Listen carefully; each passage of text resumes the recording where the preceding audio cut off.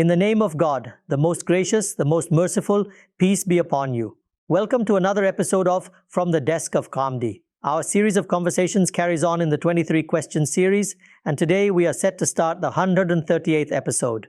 Today's topic for discussion is what is Hadith? This is our fourth session on this particular topic. Let's begin. Thank you, Ghamidi Sahab, for giving us your time.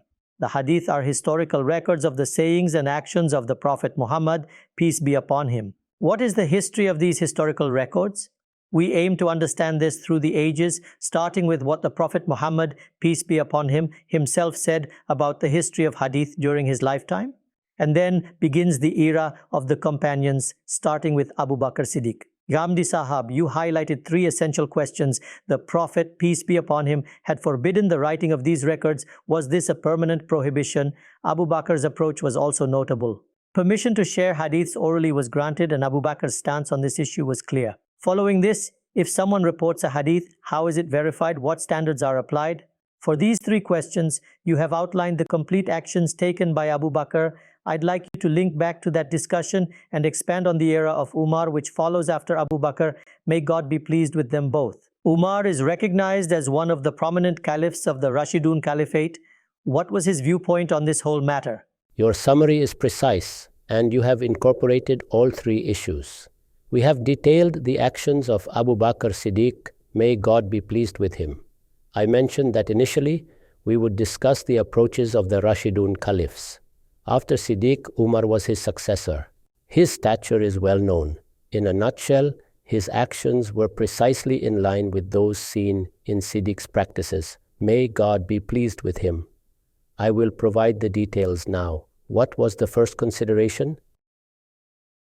It was whether the Prophet, peace be upon him, had intended the prohibition on writing to be everlasting. I have mentioned that Siddiq did not interpret it that way.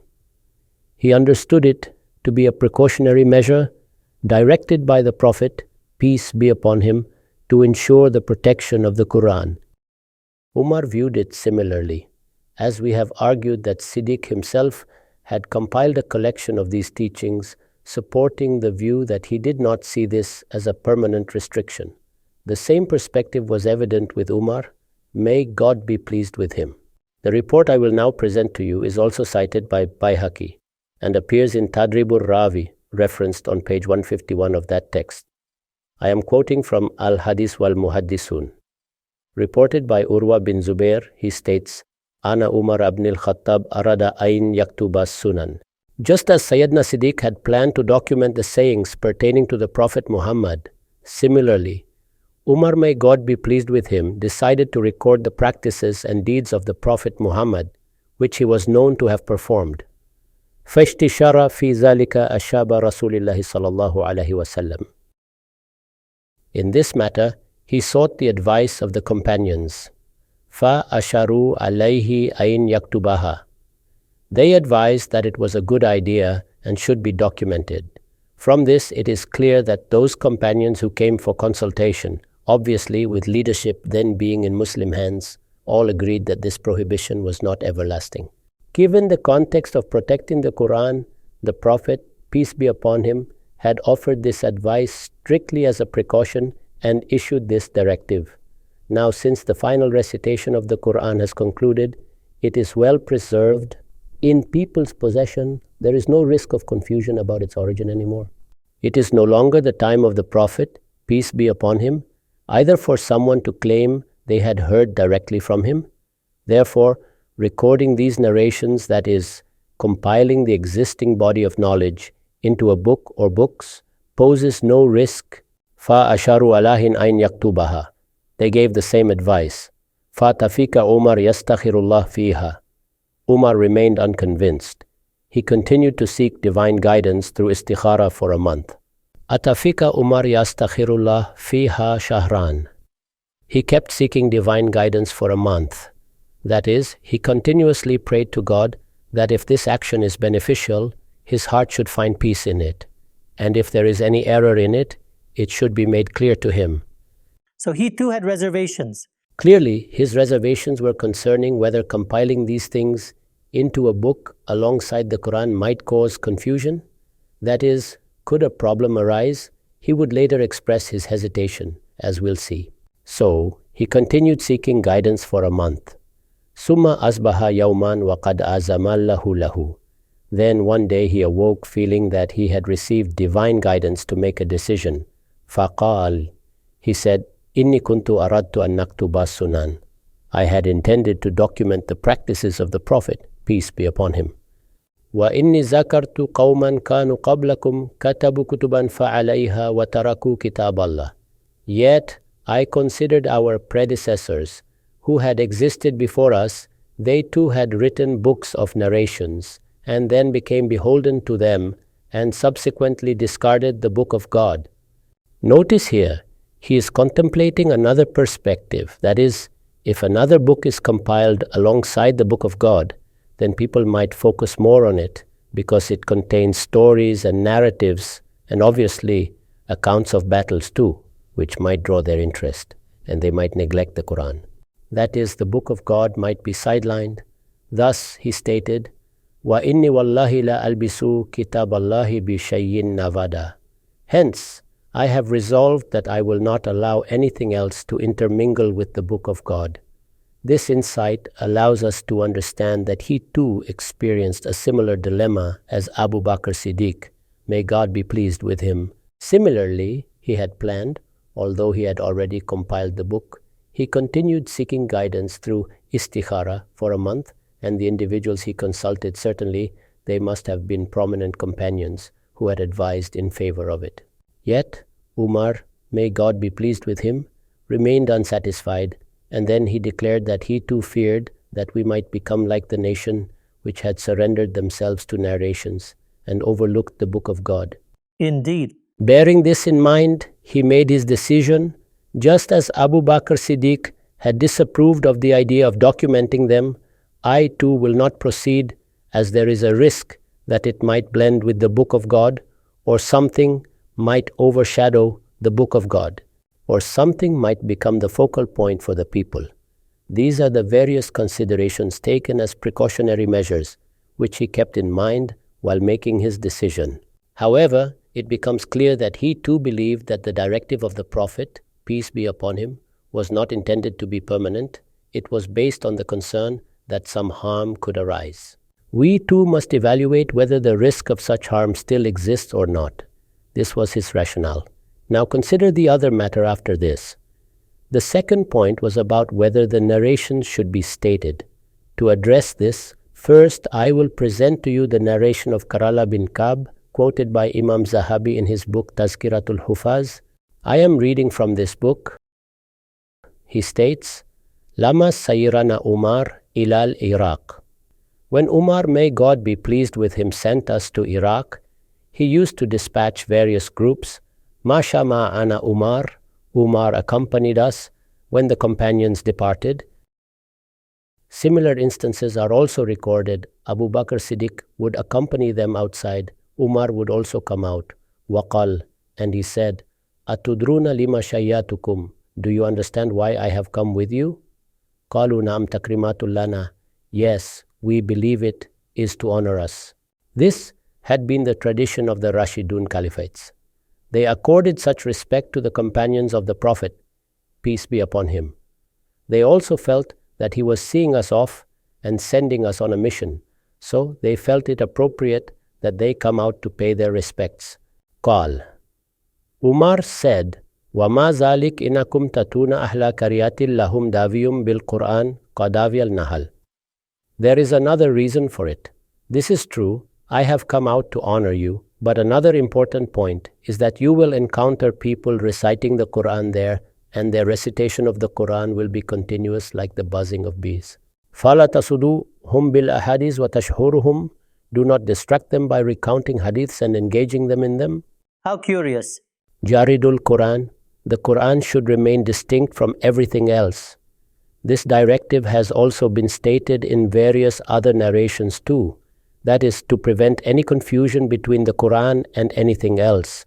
Obviously, this refers to confusion in writing, reading, and distraction in focus. All are intended. He says, وَجَرِدُ الْقُرْآنِ, considering all these aspects, وَأَقِلُ الرِّوَايَةَ الرَّسُولِ اللَّهِ, and narrate from the Prophet, peace be upon him, as infrequently as possible. This indicates that he does not imply that narrating from the Prophet is inherently wrong. Rather, it should be done sparingly. The fewer the narrations, the more careful you will be. When done sparingly, it will be thoroughly researched. When it is done sparingly, you will ensure nothing is falsely attributed to the Prophet of God. Another aspect is that it should be done only when necessary. That is, it isn't that you sit and share stories, you keep reciting hadiths, only share them when something relevant or significant comes to mind. You should narrate it, as it was stated, Akilur riwaya ar-Rasulillah, narrate infrequently in reference to the Prophet of God. Wa ana sharihukum. Now proceed, I am with you. This is said at the time of departure. Now listen. Falama qadima Qarza ibn Ka'b. When Qarza bin Ka'b reached his destination, Qalu, the locals said, Hadithna, tell us some hadith. The locals would generally request this. As they are the companions of the Prophet, they have come. Tell us something about him. We would do the same too. It's a natural demand. Share some of his teachings or incidents about him. Faqal, he replied, Nahana, Umar radiallahu anhu. Umar has forbidden us from this. That is, they too adhered to the same guidelines. That is, share as little as possible. And he says that they, following his instructions, refrained from it completely. From this, you can deduce that there wasn't much difference in his approach and the approach of Siddiq, may God be pleased with him. Consider another aspect of it, that is, how strict he was in this regard. This narration is from Abu Huraira, may God be pleased with him. He states that someone asked him, the narrator states that he had asked him, Akunta tu hadisu fi zamani Umar ha kaza, like the way you share narrations now and have people listen to narrations in these gatherings. Okay. Did you share narrations in the times of Umar, may God be pleased with him as well? Faqal, he replied, Law kuntu hadisu fi zamani Umar mislama uhaddisukum la zarabani bi mikhtatihi. If I had shared these narrations in the times of Umar, then he would have punished me with his whip. He was very strict in this regard. Under no circumstances would he allow this. Imam Zahabi has described this approach in his book. He says, وَكَانَ عُمَرْ مِنْ وَجِيلِهِ يُخْتِيَ الصَّاحِبُ عَلَى رَسُولِ اللَّهِ صَلَى اللَّهُ عَلَيْهِ وَسَلَّمْ يَأْمُرُهُمْ مَنْ يُقِلُ الرَّوَايَةَ عَنْ نَبِيهِمْ وَلِأَلَّا يَتَشَغِلَ النَّاسُ بِالْأَحَادِيثِ عَنْ حِفْظِ الْقُرْآنِ. Obviously, he has made this statement considering all the narrations that Umar, fearing that a companion does not err in attributing something to the Prophet, peace be upon him, and in this process does not misattribute something to the Prophet of God, he instructed them to narrate as little as possible in reference to the Prophet. And this directive was also to ensure that people do not become preoccupied with hadiths instead of memorizing and prioritizing the Quran. This is the conclusion drawn by him, that is, a renowned Imam of ours, and this was the practice he adhered to. Bearing this in mind, he also believes that this approach of Umar, may God be pleased with him, was also recognized by the hadith scholars of later periods. That is, hadith narration should be minimal, that is, the attitude of excess should not be there. If a hadith is mentioned, it should be scrutinized. It isn't that someone has heard something and there was no doubt about the companions that they would intentionally misattribute something to the Prophet of God. However, for later periods, the principle that it should be scrutinized, and if there are narrators involved in this, then their biographies and their characters should be examined. This wasn't a simple decision. It was Umar who became the example for the hadith scholars. So, he states, وَهُوَ الَّذِي سَنَّ لِلْمُحَدِّثِينَ تَسَوُّتَ فِي النَّقْلِ.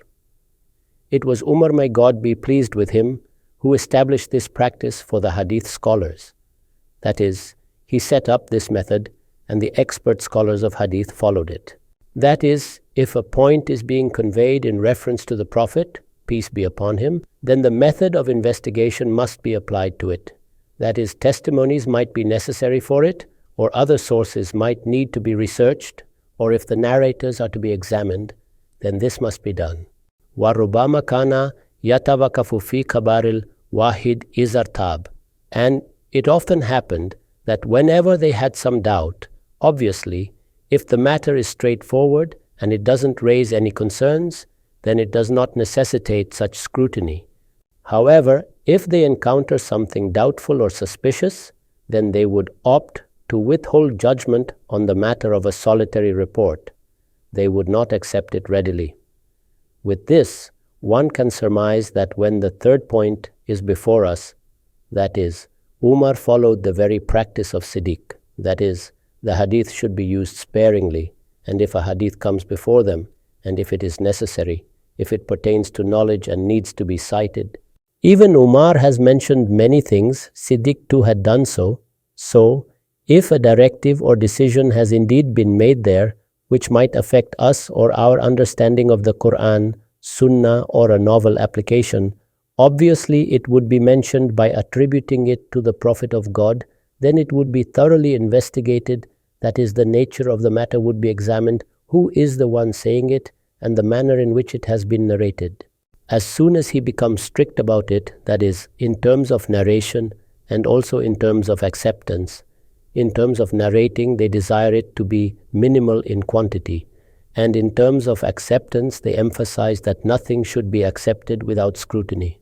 Here Zahabi states that it went to the extent that Ana Umar Habasa Salasatan, Umar imposed restrictions on 3 companions. Okay. You could say he might have confined them. That is, it might be that he ordered them to stay within their homes, or they were not allowed to narrate something. The term can be interpreted in both ways. An aspect of discipline? Who are these Habasa Salasa? Ibn Masud. Allahu Akbar. Just consider the stature of his personality. Wa Abba Darda wa Abba Masudin al-Ansari, that is, he had restricted these companions. فَقَالْ قَدْ أَكْسَرْتُمُ الْحَدِيثًا الرَّسُولِ اللَّهِ. You have begun narrating too many hadiths attributed to the Prophet, peace be upon him. Therefore, adopt a minimalist approach to it. You should think carefully before narrating. It should be narrated only when necessary. This point was emphasized to them repeatedly. An incident involving Abbas is also recounted due to this approach of Umar. It concerned his house next to Masjid Nabvi. Umar wanted to expand the Masjid-e-Nabvi. He cited a hadith of the Prophet, peace be upon him, regarding his house. So Umar asked for another person to corroborate it. Now, Abbas was the Prophet's, peace be upon him, uncle, and not just that, Umar held him in high regard. The Prophet, peace be upon him too, had a deep respect for him. We know of an incident when Umar said that they turned to him for prayers. While the Prophet, peace be upon him, was alive, they would ask him for prayers, and now after him, it is his uncle whom they refer to. He was a significant figure. So, he asked him to present a witness or proof for what he was stating. This request was made to him. Obviously, that testimony was provided. People confirmed his claim. At that point, he asked for forgiveness and said that by no means did he doubt him. Rather, وَلَكِنِي أَحْبَبْتُ عَلَى تَصَوَّتْ. My intention was just this, and I prefer that, without due diligence, nothing should be accepted attributed to the Prophet, peace be upon him. First, we should investigate the matter and about the subject it relates to, and we should verify the person who is stating it, and even then, if another witness is requested, then there is nothing wrong with that. These were the considerations that were in my mind to investigate this matter.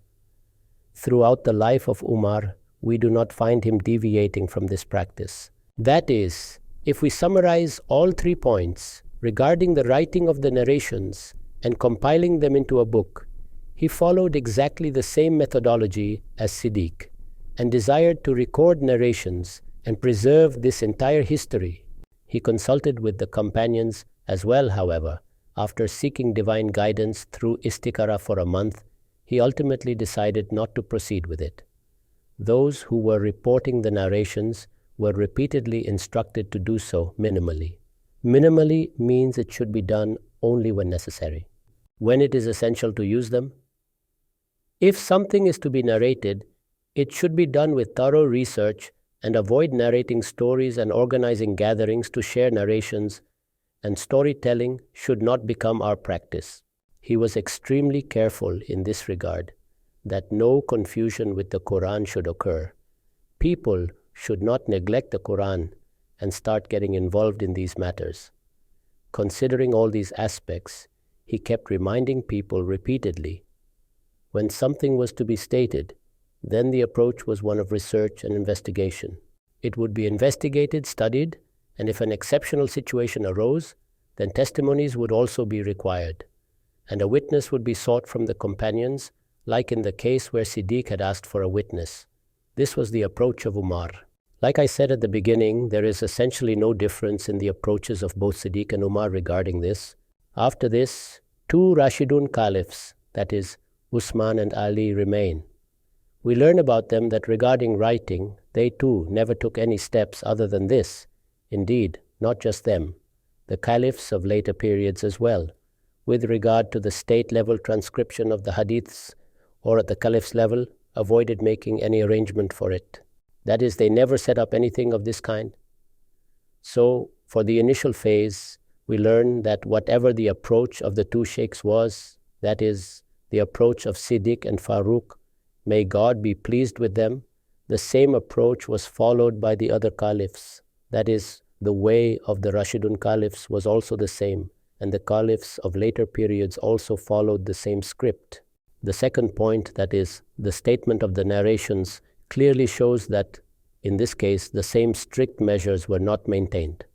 That is, after Umar, the goal was also that whatever needed to be reported had already been reported.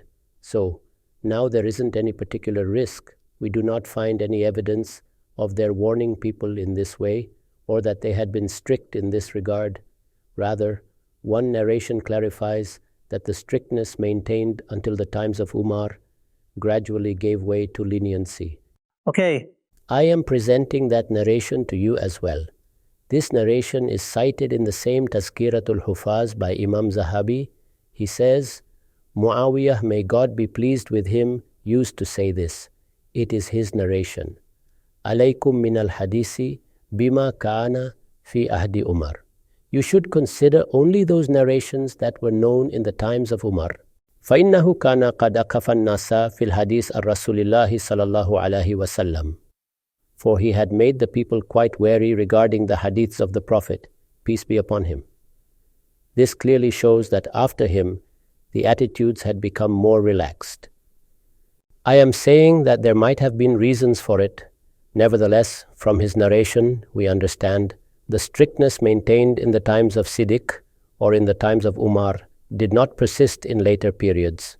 The same applies to tasawwut, that is, firstly, they did not face any such delicate issues.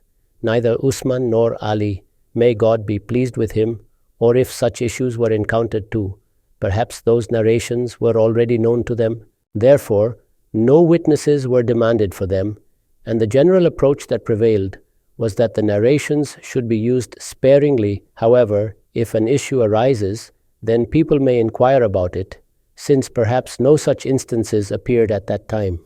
Hence, those are not mentioned in our narrations. From this, we may conclude the approach of the Rashidun Caliphs, and that we have covered. Following this, we must consider what methodology was adopted by the other companions. Ghamidi Sahab, Hadith being the historical record of the knowledge and deeds of the life of the Prophet, peace be upon him, what is the history of this historical record? We are exploring it era by era.